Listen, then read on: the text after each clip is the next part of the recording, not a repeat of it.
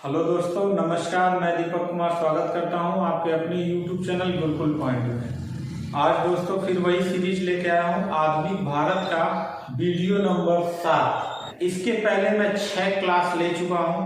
अगर वो वीडियो आप नहीं देखे हैं आधुनिक भारत का इतिहास, तो डिस्क्रिप्शन बॉक्स में 6 वीडियो का लिंक है, वहां से देख लीजिए, या गुरुकुल पॉइंट के प्लेलिस्ट में आपका ये 6 वीडियो आधुनिक भारत के इतिहास के नाम से प्लेलिस्ट बना है, वहां से देख लीजिए। इसके बाद ये वीडियो देखेंगे तो ज्यादा समझ में आपको आएगा।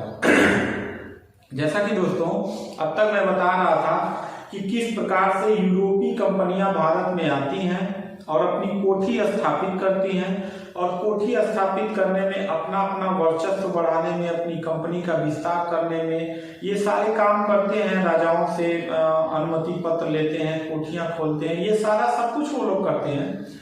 बाद में इन यूरोपीय कंपनियों के मध्य जो है संघर्ष होना प्रारंभ हो जाता है, जिसमें 2 प्रमुख यूरोपीय कंपनियां थे, जिसमें ब्रिटिश ईस्ट इंडिया कंपनी और फ्रांसीसी ईस्ट इंडिया कंपनी। यानी फ्रांस के जो कंपनी था और जो ब्रिटेन की कंपनी थी यानी ईस्ट इंडिया कंपनी थी, इन दो, वैसे तो और भी सारे लोग थे, लेकिन इन दोनों का वर्चस्व अधिक होने लगा, जिनके बीच में, इन दोनों के बीच में युद्ध होना प्रारंभ हो गया।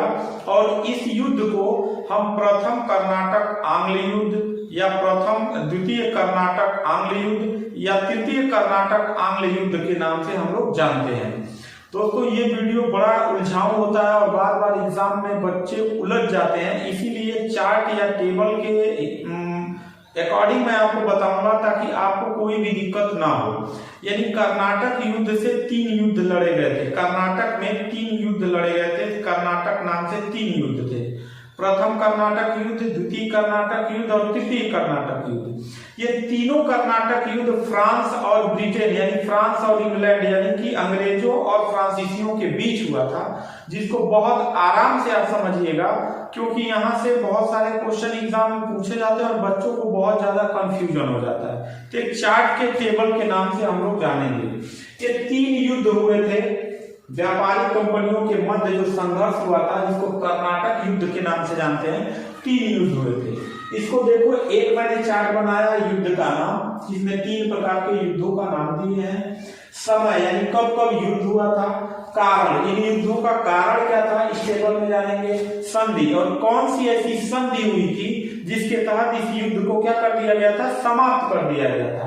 और कुछ अन्य विशेषताओं को जानेंगे कि इस युद्ध में क्या घटनाएं घटित हुई थी और क्या विशेषताएं थी। ठीक है, तो सबसे पहले हम इस टेबल से नीचे से, ऊपर से नीचे की तरफ हम लोग समझते हैं। ध्यान से समझिएगा, आपसे क्वेश्चन पूछेगा, प्रथम कर्नाटक युद्ध पूछ ले पहले टाइप से, या ये पूछेगा कि प्रथम आंग्ल कर्नाटक युद्ध, तो 2 टाइप से यहाँ से क्वेश्चन बनेंगे। ठीक है, यानी आपसे पूछेगा प्रथम आंग्ल कर्नाटक युद्ध या कर्नाटक आंग्ल प्रथम युद्ध, ये 2 टाइप से क्वेश्चन आपसे यहाँ से पूछेगा। तो ये लड़ा गया था 1746 से 1748 के बीच लड़ा गया था। ठीक है, प्रथम कर्नाटक युद्ध या प्रथम कर्नाटक आंग्ल युद्ध। दूसरा जो लड़ा गया था कर्नाटक युद्ध, जिसको द्वितीय आंग्ल कर्नाटक युद्ध के नाम से जानते हैं, इसको भी 2 नामों से पूछेगा। एक कहेगा द्वितीय कर्नाटक युद्ध या पूछेगा द्वितीय आंग्ल कर्नाटक युद्ध, यानी 2 नामों से इसको भी पूछेगा, 2 नामों से इसको भी पूछेगा। तो यह 1749 से 1754 के बीच में लड़ा गया था। तृतीय कर्नाटक युद्ध, यानी इसको भी 2 टाइप से पूछेगा तृतीय कर्नाटक युद्ध कब लड़ा गया था, या ये पूछेगा तृतीय आंग्ल कर्नाटक युद्ध कब लड़ा गया था। तो दोनों टाइप से 1756 से 1763 के बीच लड़ा गया था। यानी कहने का मतलब ये है कि प्रथम कर्नाटक युद्ध कब लड़ा गया था बाबू, 1746 से 1748 के बीच, यानी कि 2 वर्षों तक ये युद्ध चला था। कितने वर्षों तक, 2 वर्षों तक। 1 वर्ष बाद यानी 1749 से लेके 1754 के बीच, यानी कि 49, 50, 51, 52, 53, 54, यानी 5 वर्षों तक यह युद्ध चला था। ठीक है, कौन सा, द्वितीय कर्नाटक युद्ध। तृतीय कर्नाटक युद्ध यानी 54, 55, 56, 2 वर्ष बाद शुरू हुआ, जो 7 वर्षों तक चला था। कितने वर्षों तक, 7 वर्षों तक। कितने वर्षों तक, 7 वर्षों तक, यानी 56, 57, 58, 59, 60, 61, 62, 63, यानी कि 7 वर्षों तक यह युद्ध चला था। तो आप समझ गए होंगे कि प्रथम कर्नाटक युद्ध कब लड़ा गया, 1746 ईस्वी में। द्वितीय कर्नाटक युद्ध 1749 ईस्वी में। तृतीय कर्नाटक युद्ध 1756 ईस्वी में। कितने सालों तक लड़ा गया था, तो 2 वर्षों तक ये लड़ा गया था, 1746 से 1748 के बीच और 1749 से 1754 के बीच 5 वर्षों तक, और 1756 से 1763 के बीच में लड़ा गया था 7 वर्षों तक। अब देखेंगे कि प्रथम कर्नाटक युद्ध, द्वितीय कर्नाटक युद्ध और तृतीय कर्नाटक युद्ध का कारण क्या था। तो देखो, जो पहला यानी प्रथम कर्नाटक युद्ध था, यह जो था यह यूरोप से संबंधित था। कहां से, यूरोप से। याद रखिएगा, चूंकि भारत में फ्रांसीसियों का कब्जा था और ब्रिटेन का कब्जा था, और यह दोनों देश कहां के थे, यूरोप के थे। तो यूरोप में एक कारण उत्पन्न हुआ, ऑस्ट्रेलिया मत जानिएगा, ऑस्ट्रेलिया महाद्वीप अलग है। ऑस्ट्रिया एक देश है यूरोप में जहां के उत्तराधिकारी से प्रभावित था, यानी कि दोनों जो थे, ब्रिटेन और फ्रांस, दोनों ऑस्ट्रिया के उत्तराधिकारी के लिए दोनों में संघर्ष की स्थिति उत्पन्न हो गई। इसलिए यह घटना यूरोप में घटित हुई थी, लेकिन यूरोप में फ्रांस और ब्रिटेन के बीच जब संघर्ष उत्पन्न हुआ तो उसका असर इंडिया में भी देखने को मिला कि इंडिया में जो फ्रांसीसी कंपनी था, इंडिया में जो ब्रिटेन कंपनी था, इनके बीच भी तनातनी क्या हो गई, स्टार्ट हो गई, जो लगभग कितने वर्षों तक चला, 2 वर्षों तक चला। यानी फ्रांस और ब्रिटेन का यूरोप में जब तक संघर्ष चल रहा था, तब तक इंडिया में भी 2 वर्षों तक फ्रांसीसियों और अंग्रेजों के बीच संघर्ष चला, जिसको प्रथम कर्नाटक युद्ध के नाम से जानते हैं। अब देखिए, उसी समय एला शापल की संधि हुई यूरोप में। कहां हुई थी, यह यूरोप में हुआ था, ये मत समझिएगा भारत में हुआ था, यूरोप में संधि हुआ था, एला शापल की संधि। यह कब हुआ था, 1748 ईस्वी में। अब देखो, इसको याद करने का बड़ा आसान तरीका है, जब युद्ध समाप्त हुआ 1748 में, तो संधि भी लास्ट में ही होगा। तो 1748 में एला शापल की संधि हुआ यूरोप में, जिससे भारत में भी क्या हो गया, जो युद्ध चल रहा था प्रथम कर्नाटक युद्ध के नाम से जानते हैं, जब यूरोप में शांत हो गया तो भारत में भी शांत हो गया। इसके बाद समझते हैं कुछ अन्य विशेषताएं। उस समय जो फ्रांसीसी गवर्नर था वो था डुप्ले। कौन था, डुप्ले। ये बहुत महत्वाकांक्षी आदमी था, इसने मद्रास पे कब्जा कर लिया था 21 सितंबर 1746 ईस्वी को। किससे छीन लिया था, अंग्रेजों से छीन लिया था।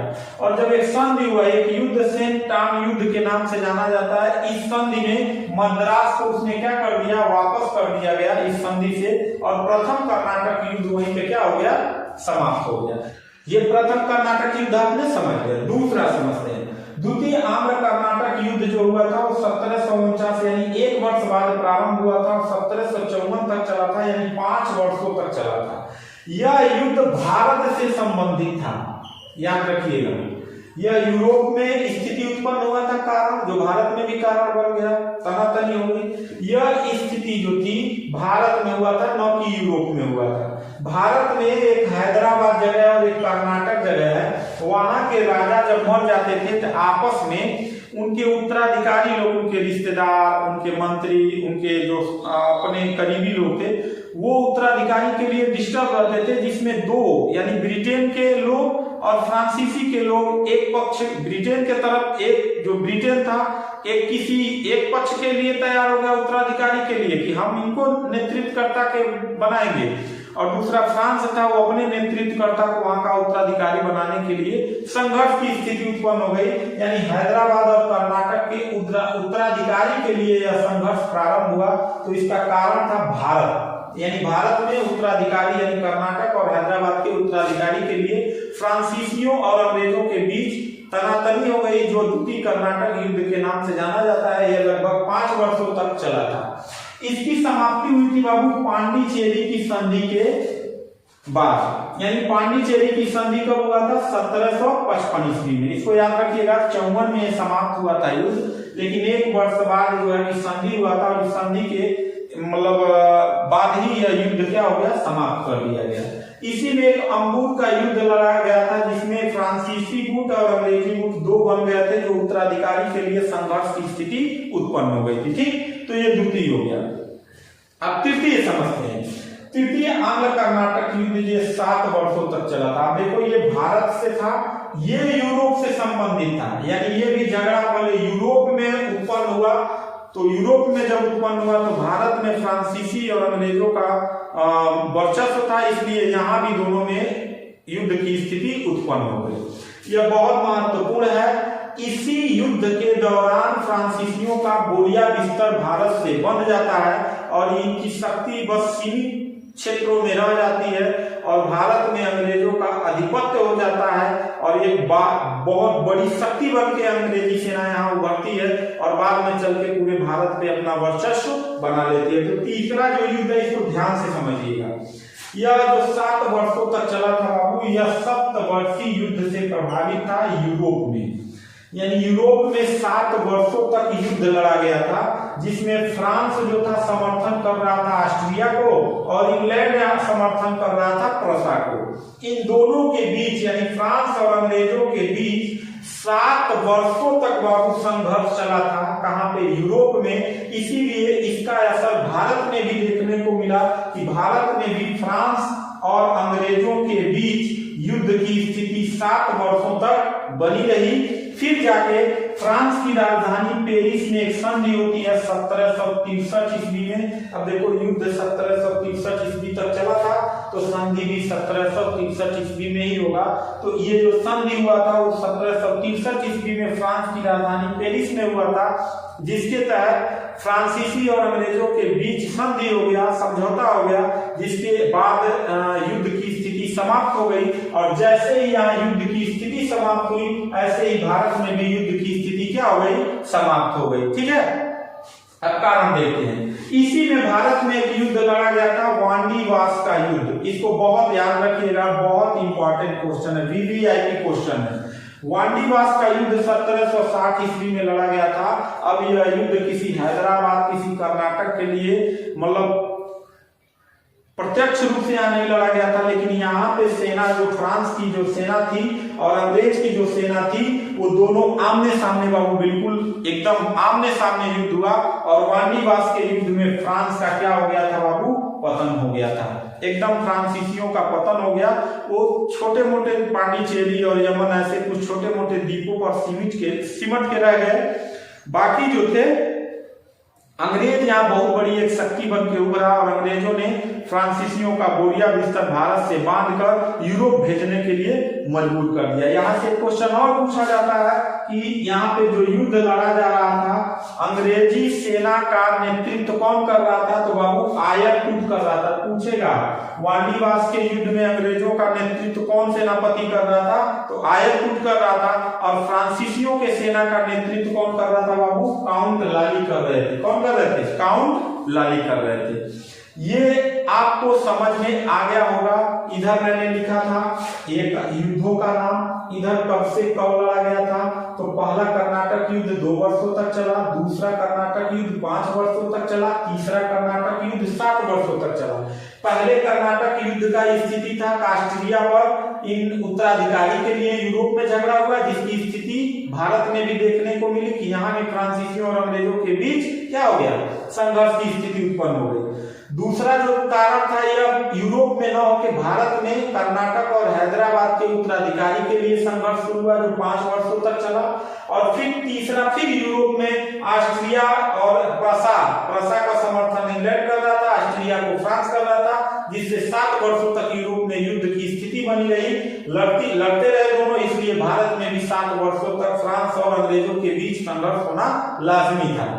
ये इन झगड़ों का जो संधि के होने के बाद झगड़ा समाप्त हुआ था, इसको एक ट्रिक के माध्यम से याद रखिएगा। ए पापा यानी कि प्रथम कर्नाटक युद्ध कब समाप्त हुआ? एला सापल की संधि के बाद। फिर द्वितीय कर्नाटक युद्ध कब समाप्त हुआ? पांडिचेरी की संधि के बाद। फिर तृतीय कर्नाटक युद्ध पास हो जाएगा पेरिस की संधि के बाद। ठीक, और इसके कब समाप्त हुआ था? तो वो 48 तक युद्ध चला था, 48 में समाप्त होगा। वो 54 तक हुआ था तो 55 में ये संधि हुआ था, और वो 63 तक चला था तो 63 में ये हुआ। इनके कारणों को आपने, अन्य विशेषताओं को भी देख लिया। अब इसके बाद बाबू जब फ्रांसीसी यहाँ से चले जाते हैं, अंग्रेज अब एक बहुत बड़ी शक्ति बन के यहाँ उभरते हैं और अब वो बंगाल पर अपना अधिकार करना चाहते हैं, जिसको हम प्लासी का युद्ध फिर बक्सर का युद्ध के नाम से हम लोग आगे के वीडियो में पढ़ेंगे। तो उम्मीद करता हूँ कि वीडियो आपको जरूर पसंद आएगा। तो मिलते हैं नेक्स्ट वीडियो में, तब तक के लिए थैंक यू, धन्यवाद। कमेंट करके जरूर बताइएगा कि ये वीडियो आपको कैसा लगा।